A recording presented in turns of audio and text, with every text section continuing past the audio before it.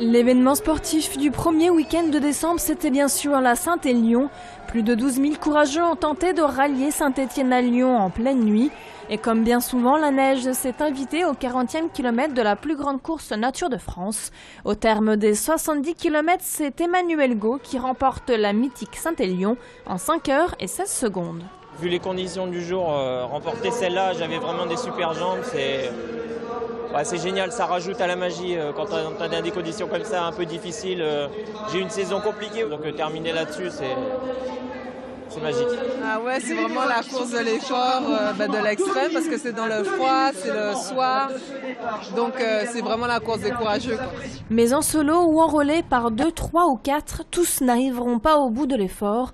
Environ un quart des participants abandonnent en cours de route, et quand le corps lâche, la prise en charge est immédiate. Heureusement qu'il y a des points relais où on peut arrêter parce qu'au 17e kilomètre, j'ai pris mal derrière le genou et je ne pouvais plus courir. À quelques jours de la fête des Lumières, les lampes frontales de la Saint-Élion ont encore offert cette année de belles images.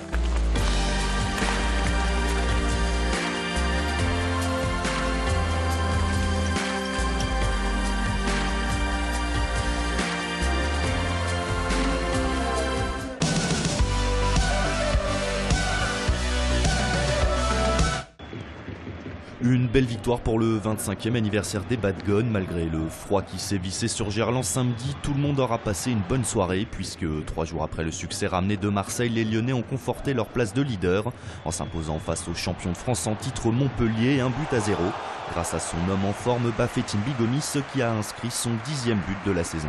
Paris est quand même toujours favori. Ils ont quand même de très grands joueurs. Maintenant, nous, ce qui fait notre force en ce moment, c'est notre état d'esprit, la volonté de jouer tous ensemble, les uns pour les autres. Bien sûr que je suis satisfait. On va profiter de cette belle victoire, de cette première place pour le moment, mais vite se remettre au travail parce que vous le savez tous qu'on a un match dimanche.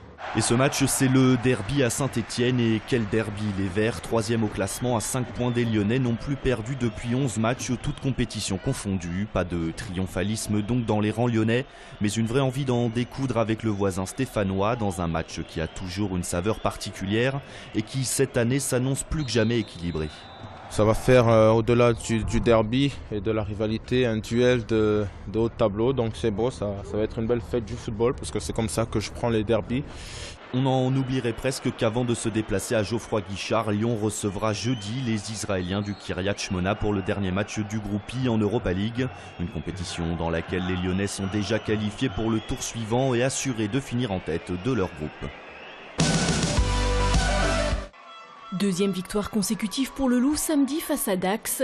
Les Lyonnais se sont imposés 30-13, mais une fois de plus, comme la semaine passée à Massy, les hommes de Xavier Sadourny qui menaient 3 essais à rien à 10 minutes de la fin ont laissé échapper le point de bonus offensif.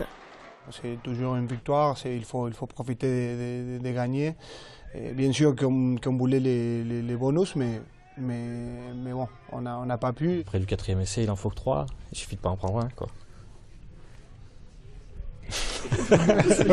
Malgré l'optimisme des Lyonnais, les 4 points de bonus laissés en route depuis le début de la saison auraient pu effacer comptablement une défaite. D'autant plus qu'Oyonnax s'est imposé avec le bonus face à Auch 55-3. Mais le succès obtenu contre Dax permet tout de même aux Loups de revenir à la 2e place du classement grâce à la défaite de La Rochelle sur la pelouse de Tarbes. Il faut gommer quelques petites erreurs individuelles qui font qu'on n'arrive pas à mettre totalement en place notre fond de jeu.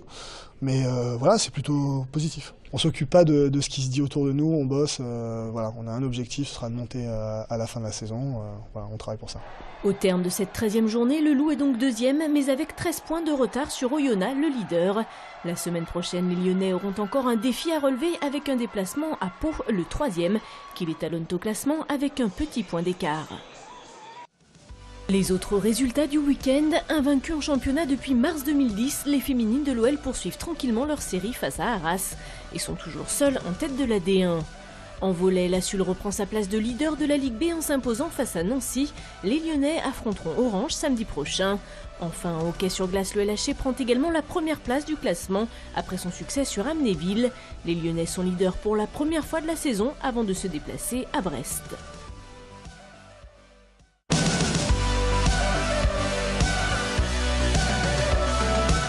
Samedi soir, le club pugilistique villeurbanais organisa un gala de boxe dans la salle Raphaël de Barros. Au programme 5 combats pro, dont la finale de la Coupe de la Ligue. Elle opposait Omar Lamiri à Anthony Buquet. Après un match sous haute tension et 10 reprises sans KO, c'est finalement le boxeur de la team Omrani Lomami qui s'impose au point. Cette victoire lui permet donc de devenir le challenger au titre de champion de France des moins de 53 kilos.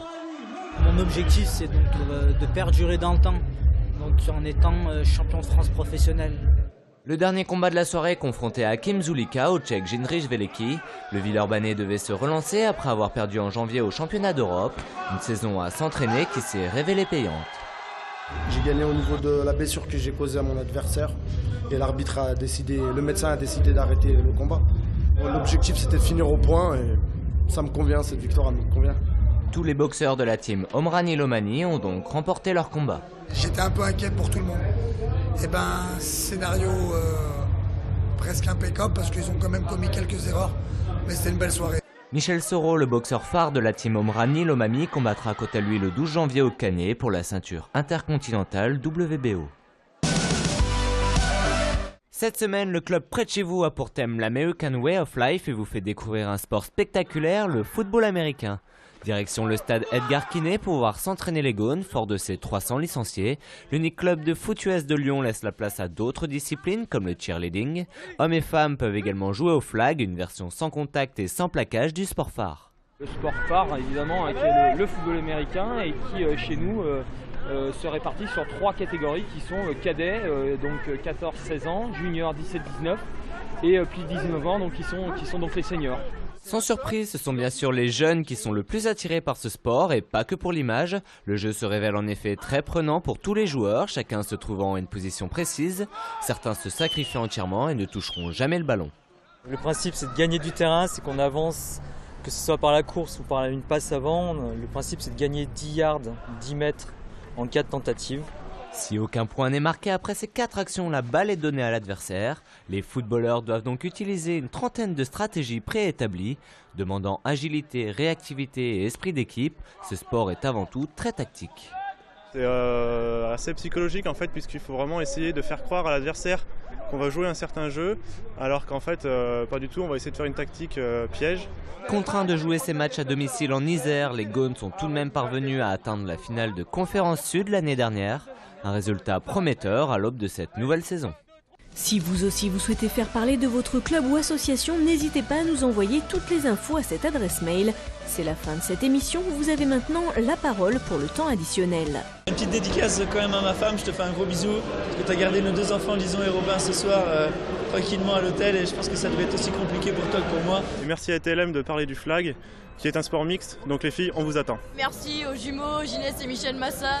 On nous a fait travailler un samedi alors qu'on travaillait le samedi après-midi. Voilà, merci. Une petite dédicace au NBC, le No Brain Crew du début des Gaunes. Bonsoir à ceux qui me reconnaîtront et qui regardent TLM. Un coucou aussi à mon homme parce que c'est aussi lui qui m'aide dans ses entraînements. Venez nombreux acheter le calendrier des Louves 2013. Et vive le sport sur TLM.